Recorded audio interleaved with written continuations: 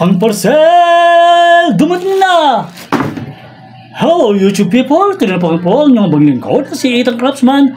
Magka-unbox na naman po tayo ng mga na-order natin online. Ginagawa po natin to para magkaroon po kayo ng idea yung mga na-order natin online kung ano po yung expect nyo. So, buksan na po natin para po makita nyo na po kung ano yung laman ng ating parcel. Ang parcel! Ayan, dito na! Ito po yan. So, ayan. Wow! Ito po yung in-order natin. So, saray na po natin yung kanyang wrap na may bubble wrap po siya. Itong isa ay kung makikita nyo po ay specification for row light. Ito, ano po ito? Ilaw sa ating aquarium. LED light. Oh, LED light yan. And ito po ay hose.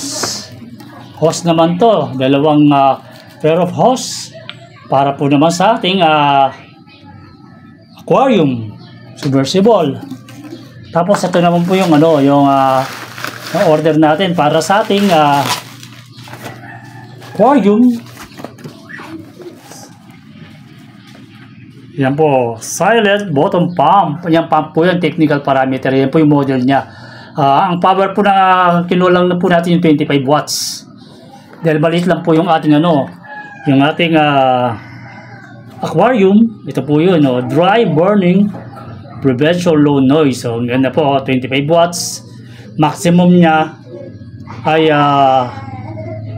1,500 liters. Tsaka high maximum 1.5 meters ang lawak. Absorb water 360. So buksan na po natin para po makita nyo yung mismong laman po ng package. Ito po yung kanyang mga accessories. Ito yung mga accessories na may ilalagay natin dito sa ating pump. At the same time, ito po yung sasabi natin pump na ito po yung 25 watts. 25 watts po yan. Itong mga to, ito yun na nakikita nyo to, yung dinidikit sa salamin. Yan. Ay ina-attach dito. Itong mga to, ay nilalagay dito yan rubber to para pagka kakapit yan dun sa mismong salamin para pagka nilagay natin siya, hindi siya sa aquarium, hindi po siya galaw ng galaw. So, apat yung kanyang tutusin na base. Yung base po niya, apat. Yan. Tapos, ito yung silent bottom pump. Ano daw, tahimik lang daw siya. So, ito naman yung pagpapasukan ng hose. Dalawang klase siya. Meron siyang male and female. Kaya tayo kumuha ng ganitong hose. Ay, ito yung mag-a-attach dito. Tingnan mo. Kung di natin naisip na meron palang ganito, hindi tayo naka-order ng ganito.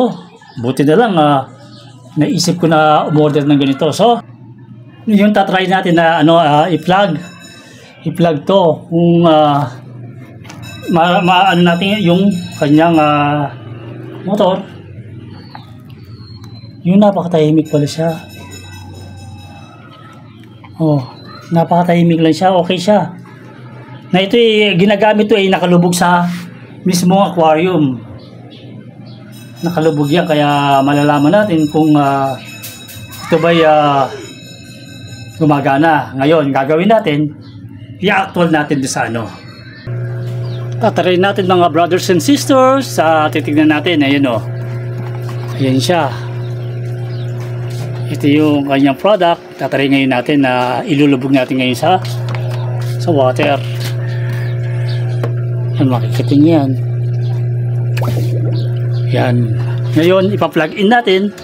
So, makikita natin ngayon kung possible ba yan yung plug. Yun, ay malakas pala siya. Ayan tingnan mo kung gaano kalakas ang kanyang tubigan, 25 watts. Kaya yung possible na talagang maano po niya, masasabi natin na maiikot talaga yung tubig. Kasi gagawa tayo ng filter niyan, submersible pump na tinatawag dito. Yan siya, as you can see kung gaano siya kalakas. Pag may hose siya, kaya importante rin na pagka umorder ka nito ay i-order mo na rin yung hose, kasi itong hose na to siyang pupunta dun sa mismong mismong pinaka draining natin.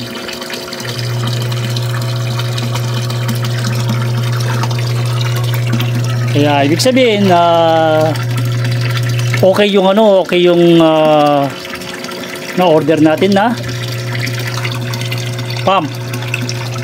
So yung ibang item naman ang i-check ngayon natin. So yan, nakita nyo na yung demo ng ating submersible aquarium water pump cycle filter fish tank power head ang tawag dyan. Ang nakikita nyo yung itong mga to ay dumidikit sa salamin. Naiwan yung mga ganito dun sa pinagtry natin na bucket ng andun yung po yung ating mga catfish. Kung makikita niyo yan, ayan ang niya, pinaka specification na bottom pump DC, ayan medyo maganda pong performance. Nakita niyo man gaano kalakas. Kaya dahil ito yung 25 watts, next time na yung orderin po natin dito ay order tayo na medyo mas maliit ng konti rito, kasi nakita natin kung gaano naman kalakas yun Kasi maliliit lang yung ating mga tank. Ibig sabihin pwede ito sa mga malalaking tank talaga, kasi yung kanyang sip-sip ay talagang napakalakas. Kaya yan, nakita nyo na ang ating submersible pump, na ito yung kanyang packaging. Ang ganda ng kanyang box. So, ang tatry naman ngayon natin ay yung light lamp. Yan Ito po yung ilalagay natin sa aquarium naman yan, para po may ilaw yung ating aquarium. So, ito yung kanyang specification. So, mabuksan yan. So, siya. Yun, assembly pa pala siya. Tapos, ito yung kanyang mga bracket. Ito yung kanyang user manual, pero negative. Hindi natin mababasa yan dahil hindi tayo marunong magbasa ng kanilang lingwahe. Ito yun pinapasok lang dyan para dun sa bracket sa yan, sa salamin, kung sa mo ilalagay yung yun ang pinaka-stand niya yan maikli lang pala, pang maliit lang talaga to, pang sa side, pang side na ganun.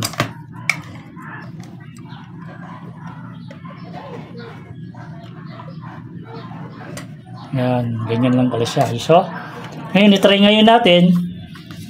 natin yung kanyang ilaw, at saka meron siyang control meron siyang controller. Tignan natin yung kanyang mga ilaw. So, plug in natin.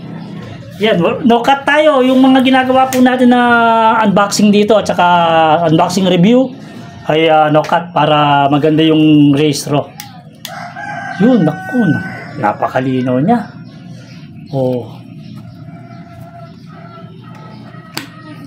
Nakakasilaw talaga siya. Ayan natin,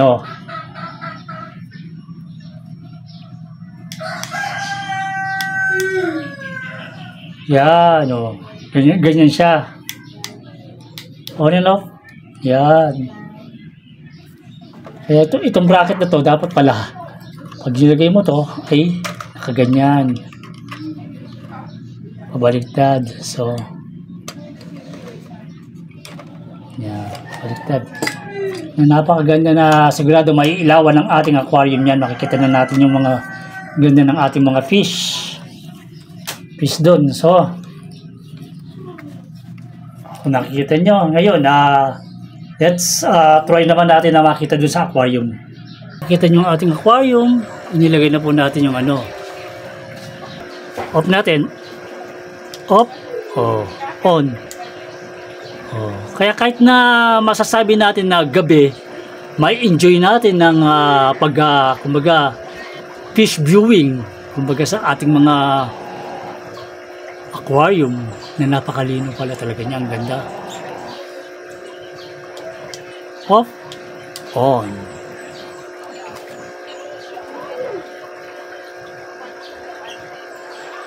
Happy buyer na naman ang nasa harapan nyo. Nakita nyo na okay yung all goods yung mga na-order natin online, na lahat sila ay working properly.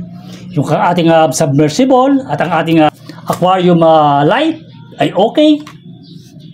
Isang happy customer na naman ang nasa harapan nyo. Kaya kung bago lang kayo sa ating mga video, huwag makalimot mag-react, comment, share, and subscribe to my channel. Supportahan po natin ang channel ni Ethan Craftsman. Hindi lang po ito isang ating ang nire-review rito. Hindi lang ang ginagawa natin video. Random po tayo. Lahat ng mga pwede nating i-share sa ating televiewers ay gagawin natin. Kaya lagi pong tandaan ang paalalan nyo nga bang lingkod na si Ethan Craftsman. Enjoy! Keep safe and God bless. At isa lang masasabi ko, it's amazing.